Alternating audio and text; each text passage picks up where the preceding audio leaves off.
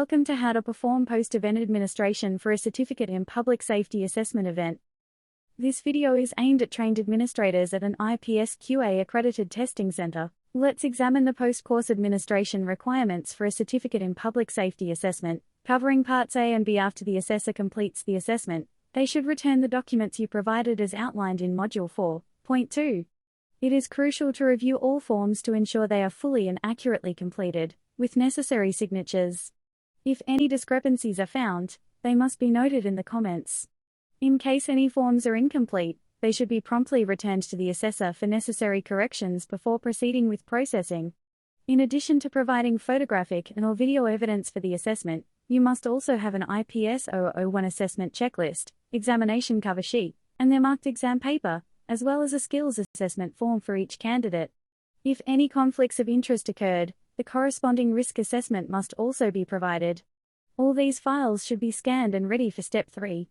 If any changes to a candidate's details are noted on the forms, such as a change in email address, update this in ITM before proceeding. Based on the completed documentation, go into the event, click on Attendance, and update the candidate attendance status. Ensure you save the record. Do this for both event records on ITM if you provided Parts A and B.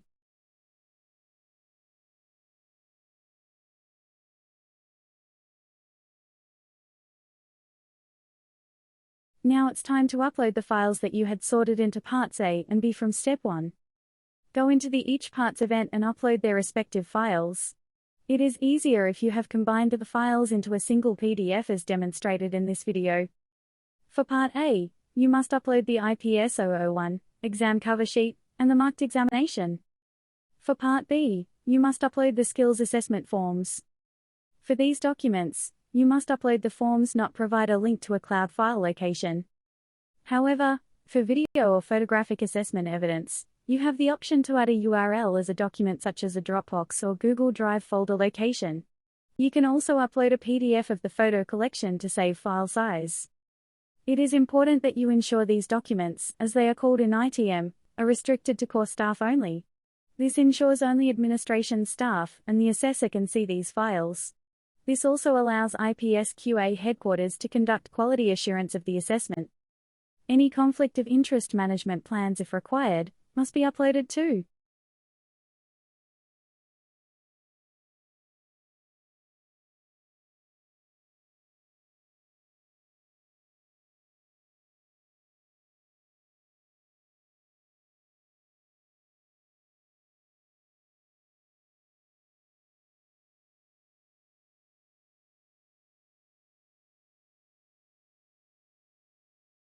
Once you have updated attendance and uploaded the assessment evidence, you are ready to record the results for those that passed.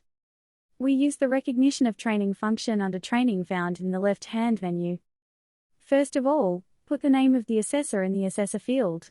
If you as an administrator have proctored the part of examination, then enter your name in this field. Then add the candidate's name in the student field. You can add multiple candidate names here to save time and effort. For IPSQA requirements, the assessment and completion date are the same, they should mirror the event date. For candidates who pass the respective event, select Automatic Sign-Off Achievement. This will then automate notification to the student, including a letter of result via email. Then under Item, select the Part A or B. If all the candidates pass both A and B, then you can add both parts in the item section. If not all candidates passed or you had different assessors for Part A and B, you must do the recognition of learning process for each part separately. Make any notes, especially if there is any irregularities in the comments section. Then press Prepare Records. This will then show for each candidate a score box. For Part A results, enter their score from the exam cover sheet. For Part B, if there are no discrepancies, enter 100%. For one minor discrepancy, enter 90%, and for two minor discrepancies, enter 80%. Also, do not enter failures into the recognition of learning, as the assessor will advise and student will be given a copy of the SAF, or allowed to take a photo of it for their records. The failed result and evidence must still be uploaded as part of the evidence packet. Do not use the objective delivery function within the event attendance screen, as this feature is only used within our CorePass product. ITM will check automatically every hour to detect any Part A or B completions and automatically generate a result notification via email. This will include a link to a post-assessment survey as part of our quality assurance arrangements. The assessment result notifications state the result is provisional to allow for quality assurance processes like telephone validation to be undertaken if required. The next step in the candidate's journey is Part C, where they will submit the professional requirements for the certificate to IPSQA headquarters for final assessment. This is usually required to be done within 6 months of completing Part B. Remember, there are ATC administrator checklists available for all our product range available in ITM under Documents, Quality Management System. Access to these will be provided once you are designated as an ATC administrator. You have now completed the training requirements on how to administer the IPSQA certificate in public safety. Thank you for taking the time to learn more about the IPSQA Core Pass. Reach out to us today to see how we can make certification simple.